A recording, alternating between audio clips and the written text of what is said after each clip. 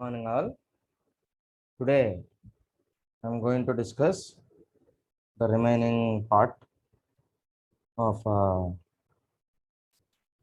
training. So already I'm completing on the job training methods in previous class. Today I'm covering off the job training methods. What are the different types of off the job training methods? So off the job training methods means before they're joining into the job. So at the time of education. So these are the methods are used. So of the job training. So provide a relatively broad idea relating to a given job or task.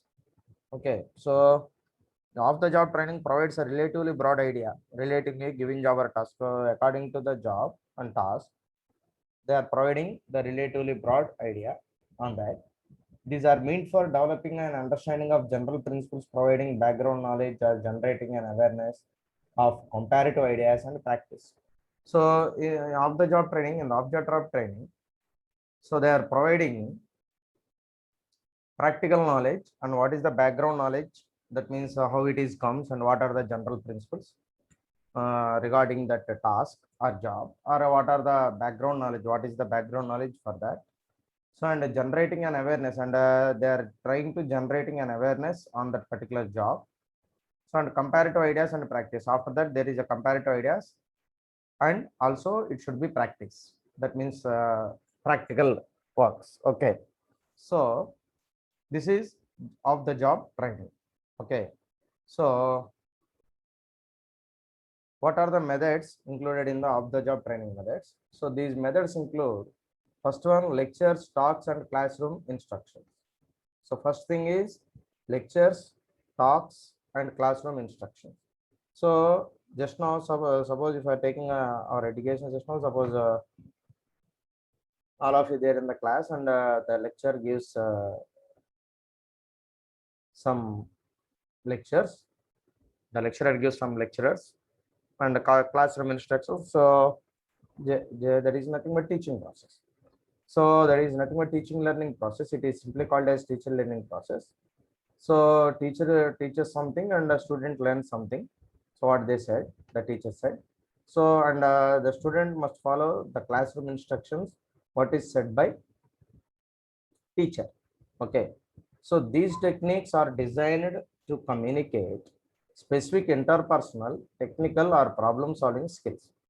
Okay. So these are the techniques are designed to communicate specific interpersonal, technical, or problem solving skills. In this, like in this method, in the classroom, the students are trained on interpersonal skills and technical skills and also problem solving skills. Okay. So here the trainer can maintain a tight control over learning.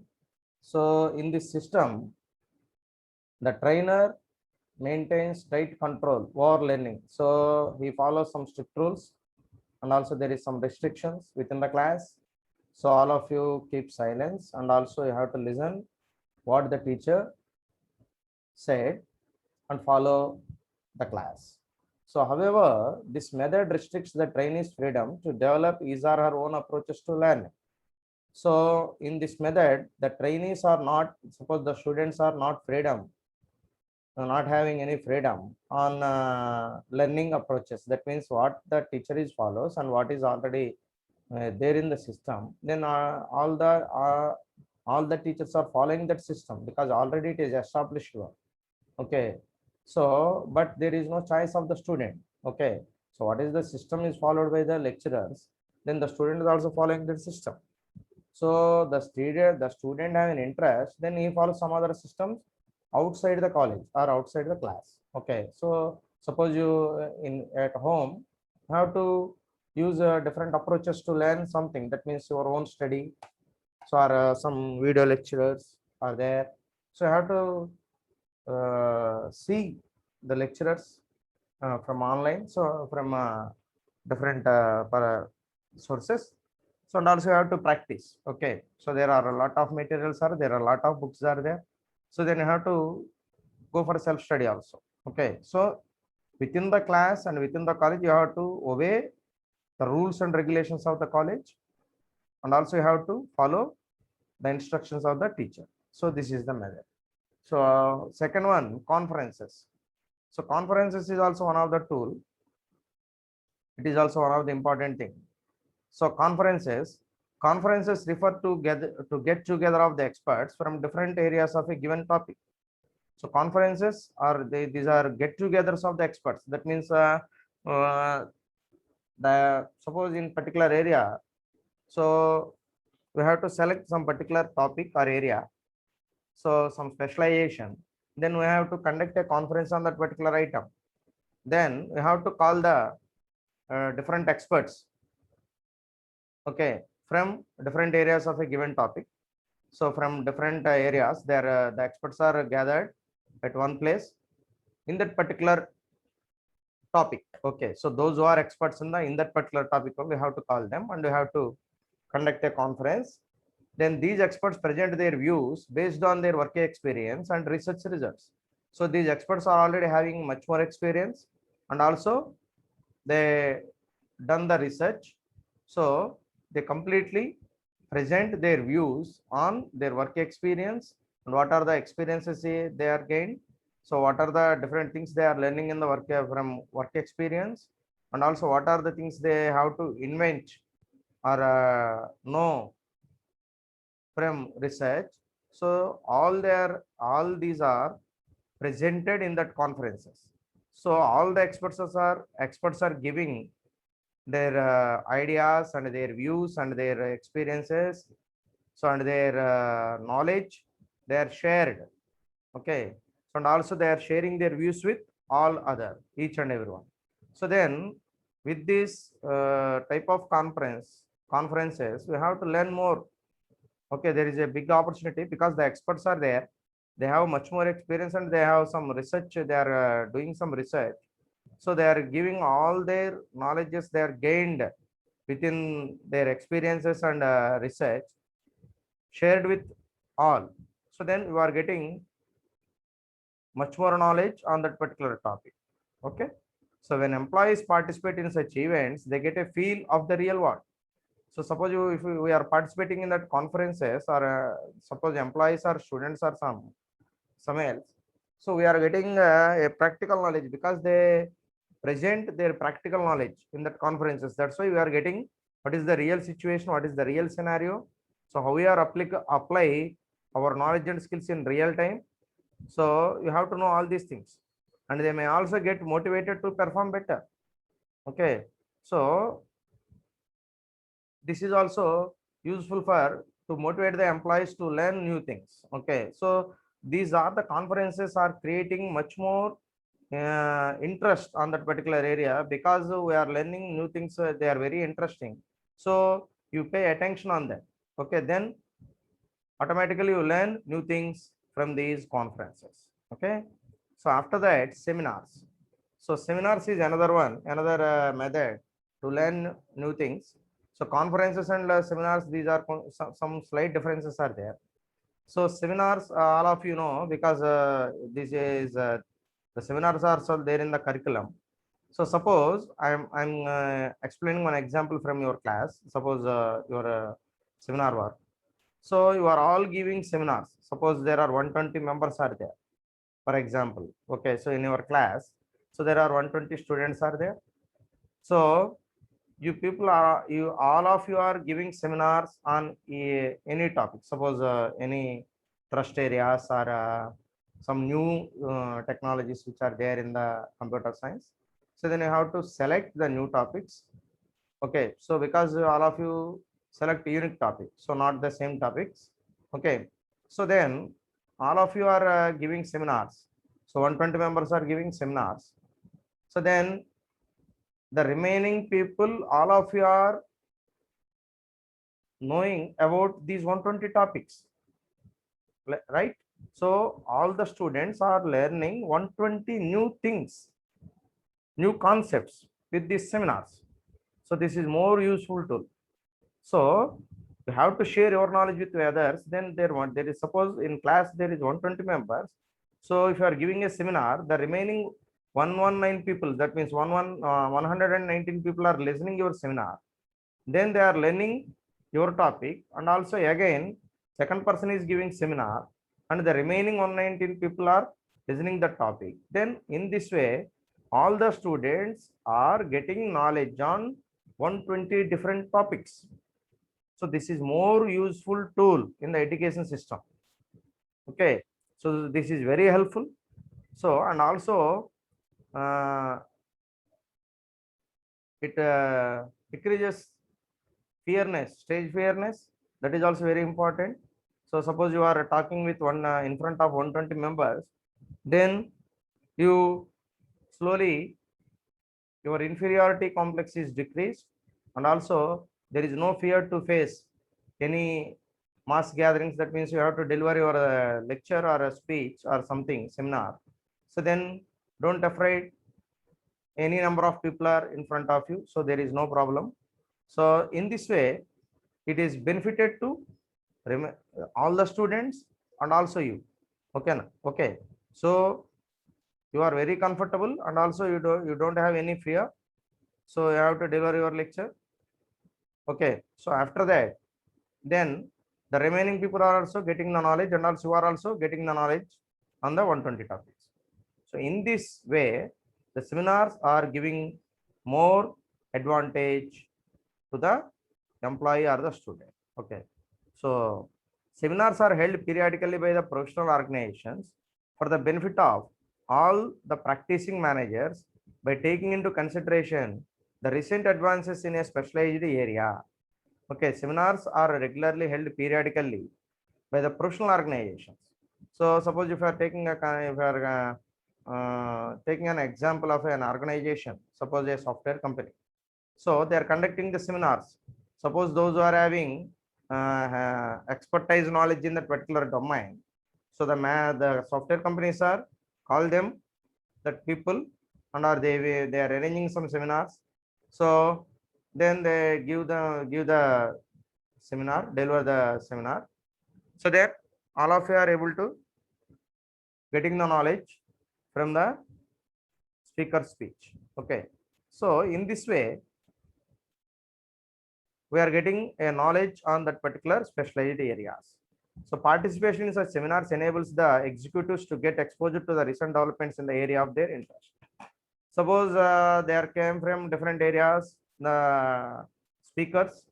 So then they are giving much more knowledge, practical knowledge. So they share their knowledge with you, all of you. So employees or students. Then you are benefited from that seminars. Okay. So after that, team discussions. So this is also very much helpful method to learn some new things. So this technique develops team spirit among the executives from different departments.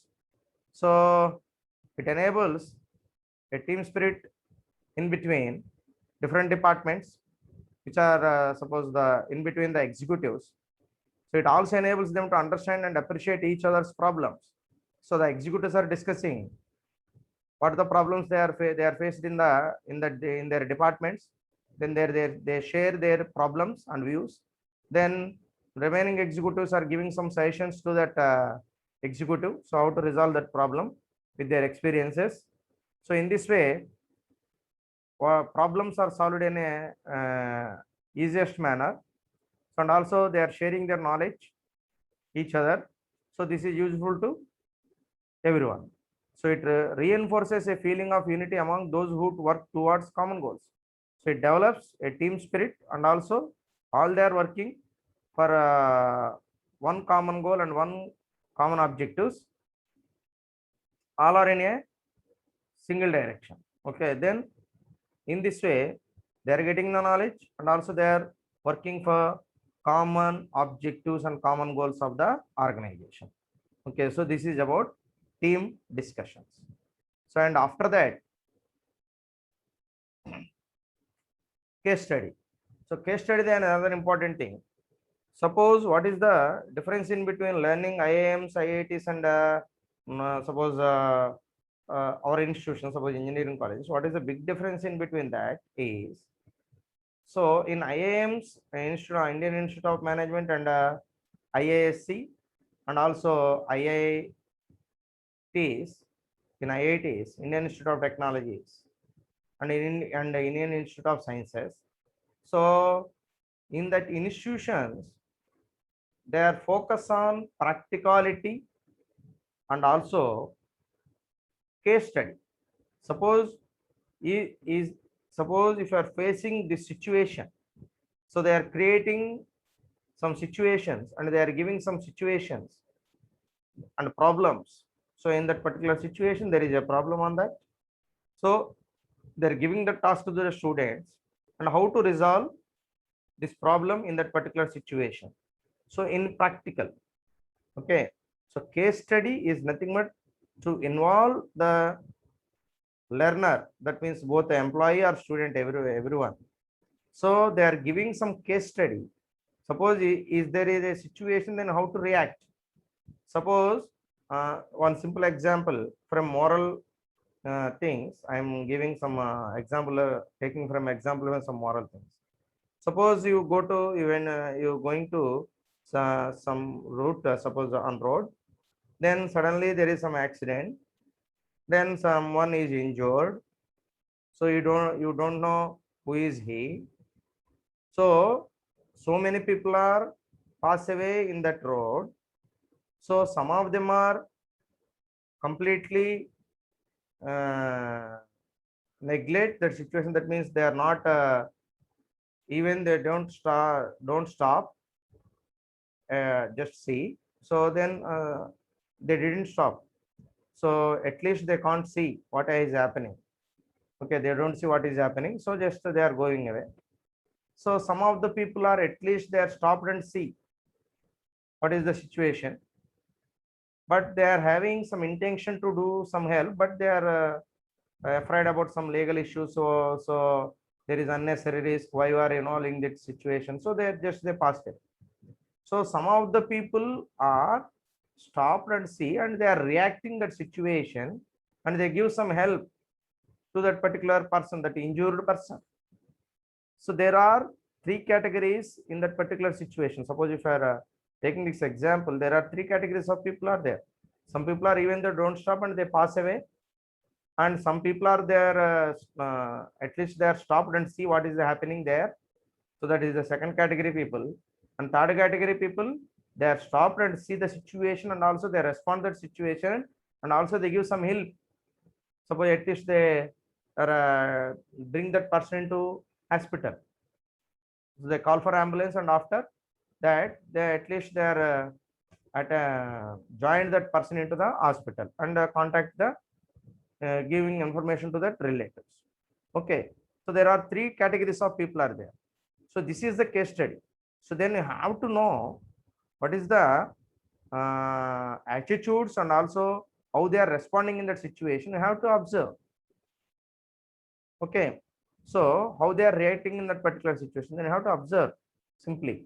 Then you are able to understand what is the attitude of the employee, what is the attitude of the student. So how they are handling that situation in an efficient manner or not. So then you have to observe all these things. Okay, so this is very, very important tool to learn some real time situations, how to handle them, that real time problems in a practical nature. So this is very, very useful too. Okay, so this technique, sir, this is a predominant technique followed even in premier management institutes. So already I told you. So IIMC is the premier management institutions. Suppose Indian Institute of Management. So I'm taking another example for this also. So at the on the government of UPA, so UPA government is ruling at that time. Lalu Prasad Yadav. So all of you know that he came from Bihar. So suppose he's arrested in some cases. So that is not an issue. So that is different from thing. So at the UPA government time, so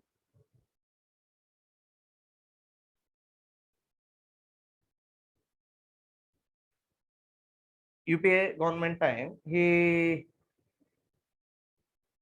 is a railway minister. So at that time, the railways are in a high profit zone. Okay, so the railways are getting higher profits at the time of UPA government. He is the Lalu Prasad Yadav. is the railway minister. So at that time, IIMs are inviting Lalu Prasad Yadav to teach how the railways are in a profit zone. So what is the reason behind that? So they are asking Lalu Prasad Yadav to give some lecture or some seminar on that topic. So then he delivers and he gives some seminar on how we are able to put railways in a profit zone. So he explains all the things. So in this way, the IIMs are trying to teach their students in a realistic nature. Okay, so case study is also one of the important thing. So that is the suppose if you are a railway minister, so how to react this? Suppose is there any accident? So how to react? And also railways are in a loss zone. So at present there is a profit zone before that. So suppose in a loss zone, then how to react? So if you are a railway minister, what type of decisions you have to take in? Suppose you are giving some, suppose you are you represent your views to railway minister, then he corrects your opinion and what are the problems in your opinion. So and he gives some suggestions. Then you are getting a practical knowledge on that, realistic knowledge on that. So that this technique helps to provide an understanding of what has gone wrong in a particular case. So what is the wrong in that particular case? So such as Delhi cloth mills, suppose if you are taking an example of DCM, so Delhi cloth mills. Similarly, what are the factors responsible for the success of organizations such as Reliance or Hindustan Lever, how they are success in their businesses, DCM, Delhi cloth mills and Reliance Industries and also Hindustan Unilever, how they are success in their businesses. So and how to face the situations which are came from outside. So political influences and government policies and also technology things and also environmental issues and also social issues and cultural issues. So how they are facing and how to resolve the problems which are faced by in business process. So I have to take all the knowledges from these industries. So case study technique is a very good method of learning the principles and concepts. So it is very much this is a very good tool to learn new principles and also concepts. And however, this method has one weakness. So in this method also there is one weakness.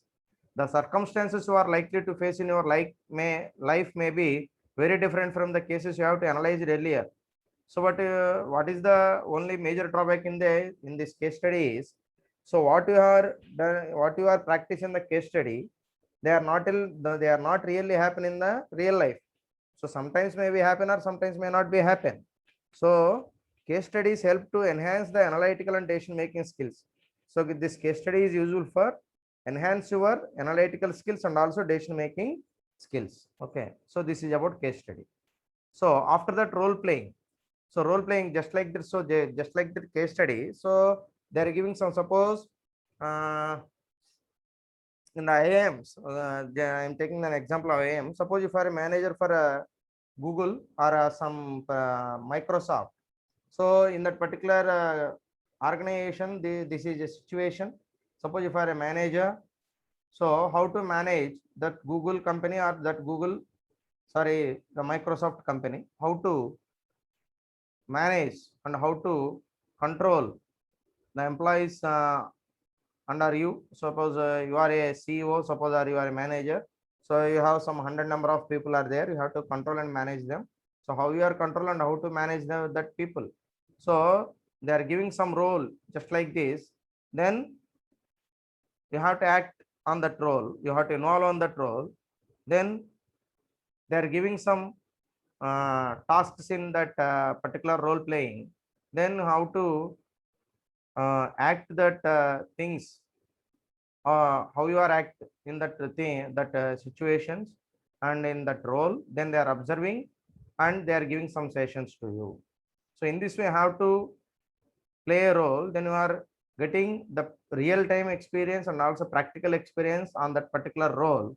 then you are able to do that role in future. Okay, so that is the main concept in the role playing.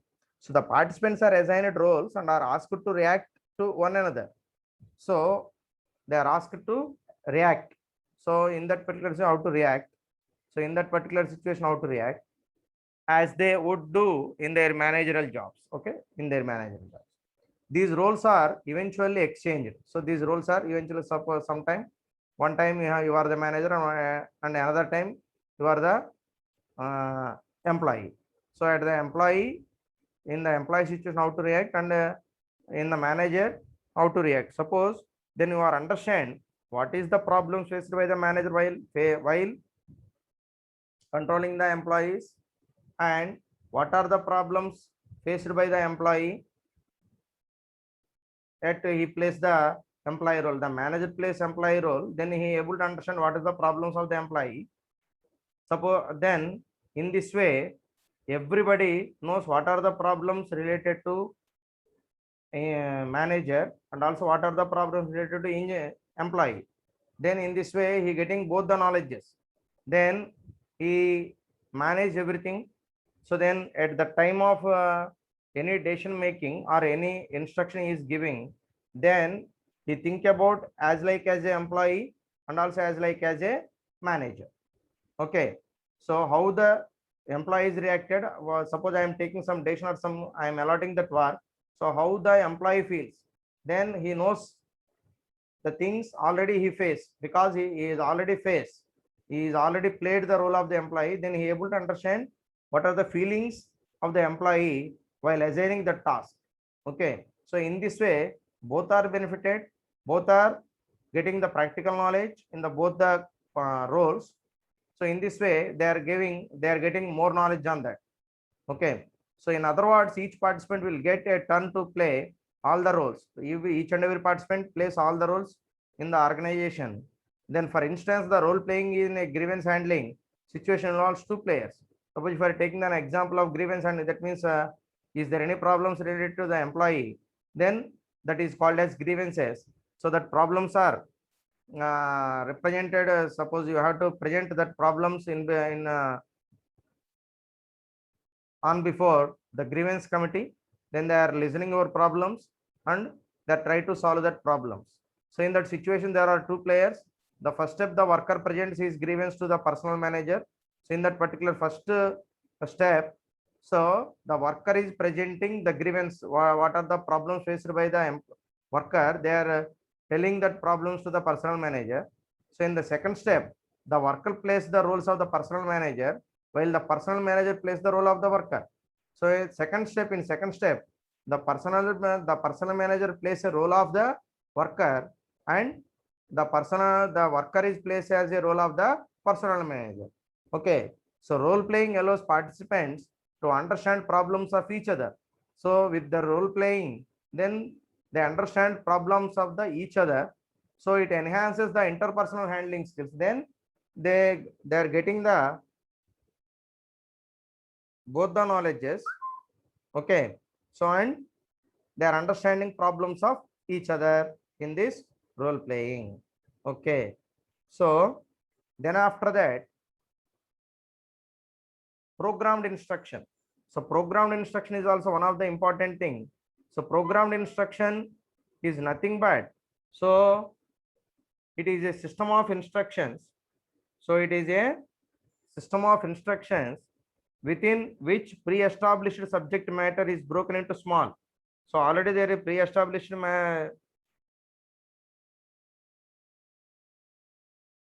so pre-established subject matter is broken into small parts and discrete steps and carefully organized into logical sequence, in which, so after that the small parts are putting into a logical sequence. It can be learned by the trainee, then after that it can be learned by the trainee. So each and every small parts, small parts are there. So first part completed and then come into the second part and third part and fourth part. Then in this way the learning is easy for training. So each step is built upon the previous one. So every step is connected with the previous one. So the programmed instruction technique can be in the form of program tests and manuals. So it is completely dependent upon, so in the form of program test and also manuals. So or video displays. You are displaying videos and also you are giving the test, conduct the test, and also you are giving the manuals. In this way, you have to give the training on that particular topic. So for instance, withdrawal of a money through automatic teller machines, ATMs involve responding to programmed instructions. Suppose if you are going to draw a money from ATM, then the ATM gives some instruction. First, please insert your card. After that, please don't remove your card up to your transaction is completed. After that, it asks for PIN. Then you are entering into the PIN. Then after that, confirm. So then after that, there is some code. So then you have to enter that code. And after that, it asks for how much amount you have. Sorry. So which type of account? Suppose banking. What type of operation you have to perform, banking or something else. Suppose you are after that you have to select the banking. After that it asks your account is savings account or current account or something. Then you have to select the savings account. So and after that you have to, it asks, the ATM is asked. So how much amount you have to withdraw. Then you have to enter that amount. After that it asks confirm whether it is yes or no. Then you press yes. Then after that it gives some message. You have to wait while your transaction is processed. After that the cash is dispatched. After that it gives instruction, you have to take the money, collect the money and card. So after that it gives some slip receipt for your transaction. So this is nothing but a programmed instruction, one by one, step by step. So then you have to follow that instructions and you withdraw the money just like that. This is nothing but a great example for programmed instruction. So I think all of you are able to understand what is the programmed instruction. So after that, simulation exercises. So simulation exercises means these includes interactive exercises in which trainees practice their skills on working models on in mock situations. Suppose you have to create the mock situation on real life situation. Suppose is there any fire accident, how to react that fire accident. So they are a mock drill. Okay, so they are really, suppose the fire department, suppose they are put a fire on the gas cylinder. So how to control that fire of the gas cylinder. So how to control the situation. So how to stop the explosion of the gas cylinder. So in this way, simulation exercises are you are creating a mock situation according to the real-time situation. Then they are able to getting the knowledge how to control and how to manage that situation. So this is the simulation exercises. So after that, group decision making. So suppose if you are taking any decision only, suppose if you are only taking the decision, so suppose you are the key person to take the decision, so then your decisions are sometimes right or sometimes wrong. So because all of your assumptions are always not right, what type of decisions you have to take that are always not right. So because if you are taking a decision in a key position, so suppose if you are taking a wrong decision, then it reflects on the total organization. Then sometimes it is collapses with your decisions also. So that's why the decision making is very, very important at key positions. Okay, suppose if I taking a wrong decision, so the total organization will be collapsed and the total, then you have to completely close your business with your decision. So with, suppose if I take any decision, then you have the responsibility to manage, and what is the result from the decision, the complete responsibility belongs to you only. So the decision process is very careful. Okay, so that purpose, the decision is made by group. Suppose the general managers or top level management, so MD, then he calls all the managers, department managers and also seniors. Then he expresses his views on that particular situation. Suppose this is the problem, so I am feeling this is the correct one. So then you have to share your opinions on my decision. So is there any problems or is there any difficulties in my decision, then you have to correct that.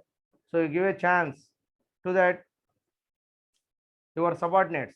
Then they are also discussing each other and also they are sharing their views with general manager. So sir, there is a problem in that situation in your decision, sir. So I think this is the correct one. So then there all the subordinates are giving some suggestions and advices to the general manager on that particular decision. So then he put all the things in paper. Then after that he had to analyze. So these are the options are given by you, and from all these, what is the best thing? Then again they are conducting the decision. So majority of the people are accepting which one, then that will be finalized. Okay, so because you have to observe and analyze what are the merits and what are the demerits and each and every option alternative. That means all are there sharing their views with each option. Then you have to analyze what are the merits and demerits and what are the problems and what are the benefits. From that, then you have to analyze and analyze each and every one. Then finally they are coming into the conclusion, so this one is the best one. Okay, so in this way you are getting the more advice, suppose more views on that particular problem, then we are solving that problem in an efficient manner. So that's why the group decision making process is always better than individual decision making process. So in the group decision making process also, we are learning new things because we are getting knowledge on different situations, and also we are getting different knowledge on different persons. In this way we are benefited each other, then we are getting more knowledge on that particular topic. Okay, so that's it.